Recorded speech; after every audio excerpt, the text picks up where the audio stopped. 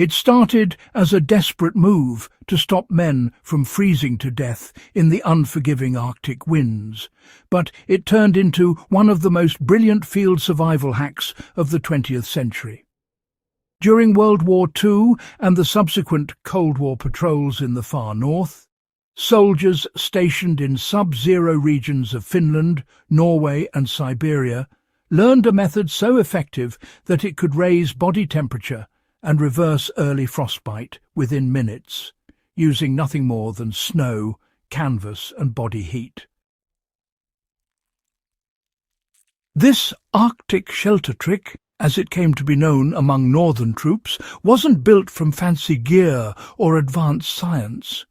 It was pure survival engineering, based on one principle the human body always obeys: control your microclimate, and you control your fate. What makes this story incredible is not just how it saved countless soldiers, but how anyone, even modern-day survivalists, can apply it using natural materials and basic field logic. The secret began with understanding that snow is not the enemy. It's insulation. When untrained troops first arrived in Arctic zones, their instinct was to avoid snow at all costs. It represented cold, wetness, and exposure.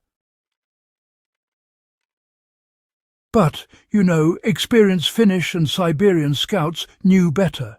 They understood that snow traps air, and, trapped air equals insulation.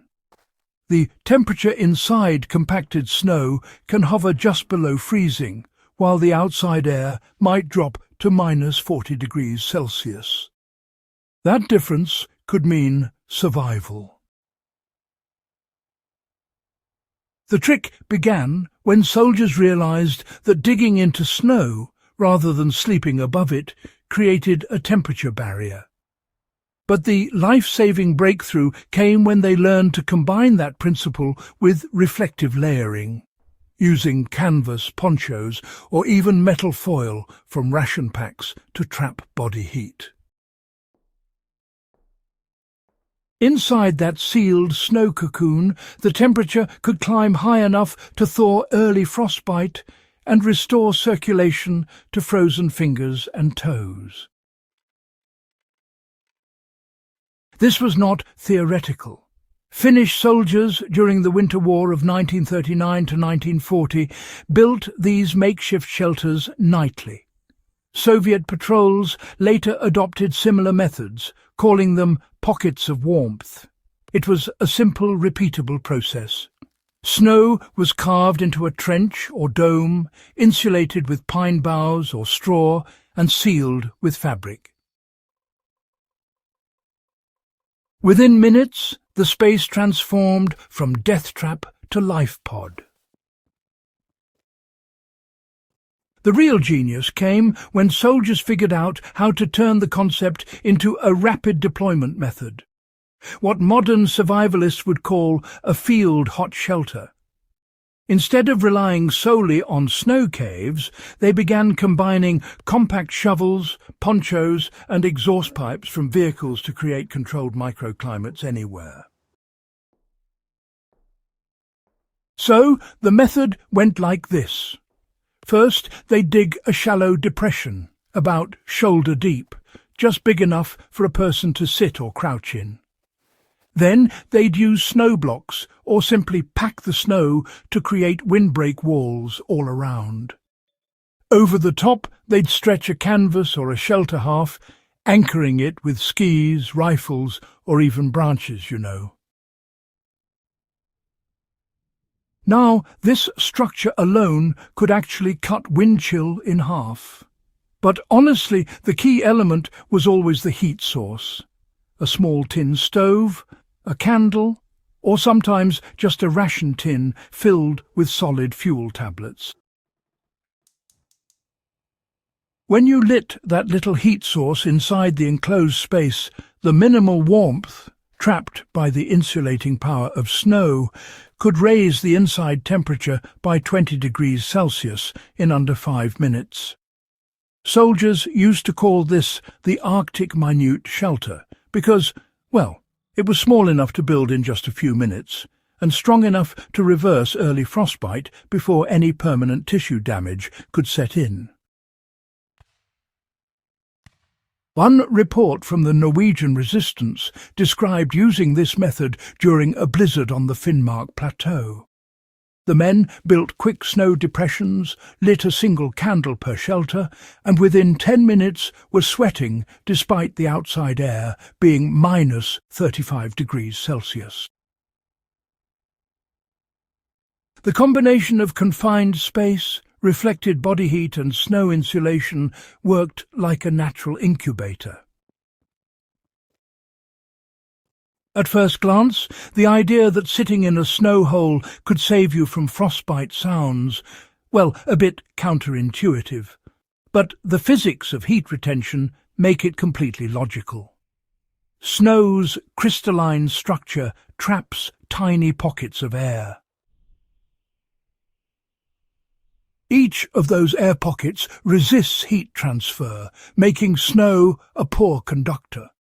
That means once you warm the space, even slightly, it stays warm, you know, relative to the freezing air outside. In an open environment, the body loses heat through convection, wind stripping warmth from the skin. Inside a snow shelter, that process nearly stops, which is honestly a real lifesaver. Combine that with reflected heat from a small flame or the human body itself, and you create a feedback loop of warmth. Soldiers often used reflective blankets, ration foil, or polished canteen covers to bounce heat back toward their bodies, doubling the effect. Really quite clever if you think about it. From a physiological standpoint, this rapid rewarming was, well, absolutely life-saving. Early frostbite tends to restrict blood flow to your extremities, but restoring warmth to the body core helps reopen those tiny capillaries. Within 5 to 10 minutes, inside one of these makeshift shelters, soldiers actually reported tingling sensations returning to their hands and feet, a clear sign, really, that circulation was recovering. What makes this Arctic shelter method so timeless is that it doesn't rely on technology. It relies on materials you already have, you know. Anyone trekking, camping or stranded in freezing environments can adapt it instantly. All right, so start by creating a shallow snow pit roughly the size of your torso. Then line the bottom with branches, dry grass or any insulating layer you can find to keep yourself off the direct snow. Next, build a low ceiling, no higher than 2 feet, using a tarp, poncho, or survival blanket. Just remember, the lower the ceiling, the less air you need to heat. Next, you'll want to introduce a controlled heat source. A single tea light candle or a pocket stove works perfectly, honestly. If you don't have a flame, you'll need to rely on your body heat. Curling tightly inside the space can maintain a livable temperature far longer than being exposed. Oh, and just remember to vent a small air hole if you're using an open flame, to prevent carbon buildup. Survival instructors today still teach this under different names. The snow trench shelter, the hypothermia recovery pit, or the Arctic bivouac. In field tests, this setup can raise internal air temperature from minus 20 degrees Celsius to plus 2 degrees within 15 minutes using just one candle. That's enough to stop hypothermia from advancing and, to thaw cold, stiffened limbs without external help. For modern outdoor enthusiasts, it's a reminder that survival often depends less on equipment and more on knowledge. The same principle soldiers used decades ago when technology failed them and the cold closed in. What made this technique legendary wasn't its complexity, it was its practicality. Soldiers who used it weren't trained engineers. They were ordinary men fighting fatigue, hunger, and frostbite. Yet, by understanding the science of their surroundings, they turned one of nature's harshest elements into a shield against death. Even today, researchers studying cold exposure, point to these improvised shelters as examples of real thermodynamic mastery. In rescue operations across Canada, Scandinavia and Alaska, similar methods are still used to stabilize victims of cold shock or frostbite before evacuation. The principle has even inspired the design of modern thermal sleeping bags and Arctic tents that, mimic the low-ceiling heat-trapping design first tested in those snow trenches.